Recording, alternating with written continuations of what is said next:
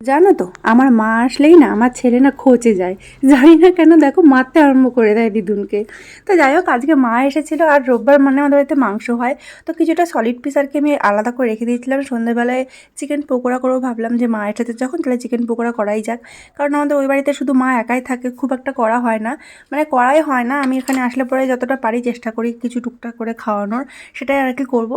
তো এখানে আমি পেঁয়াজ রসুন আদা, পেঁয়াজ রসুন নয় সরি আদা আর হচ্ছে রসুন বাটা নিয়েছিলাম, কাশ্মীরি লঙ্কা গুঁড়ো, ডিম, নুন, গোলমরিচের গুঁড়ো এইসব দিয়ে ভালোভাবে মাখিয়ে নিয়েছিলাম। আর হ্যাঁ, কাঁচা লঙ্কা বাটা দিয়েছিলাম। আর দিয়েছিলাম এখানে সয়া সসটাও দিয়েছিলাম, ভালোভাবে মাখিয়ে নিয়ে। আর কালারটা খুব সুন্দর এসেছিলো। কিন্তু আমি যে ক্যামেরাতে মানে দেখাচ্ছি যে দেখি মানে পুরো ফ্যাকসা একটা কালার। তো তারপর এখানে কর্নফ্লাওয়ার আমি দিয়ে দিলাম একটু ভালোভাবে গ্রেভিটা হওয়ার জন্য। আর দিতে হবে কর্নফ্লাওয়ারের সাথে অনেকে ময়দা দেয়, বাট আমি ময়দাটা ইউজ করিনি। তো তোমরা দেখবে একটা জিনিস দেখো, কারণ ফ্যাকসা কালারটা এসেছে কিন্তু অনেকটা লাল লাল কালারটা এসেছিলো। তো এখানে কড়াই বসিয়ে দিয়েছি, তেল গরম হতে এখানে পটপট করে দিয়ে দিলাম আমি টুকরোগুলো। আর আমার না এইসব ভাজা পোড়া খেতে জানি না কেন খুব ভালো লাগে। আর সন্ধ্যেবেলা এসবের টিফিন হলে তো খুব মজাই আলাদা।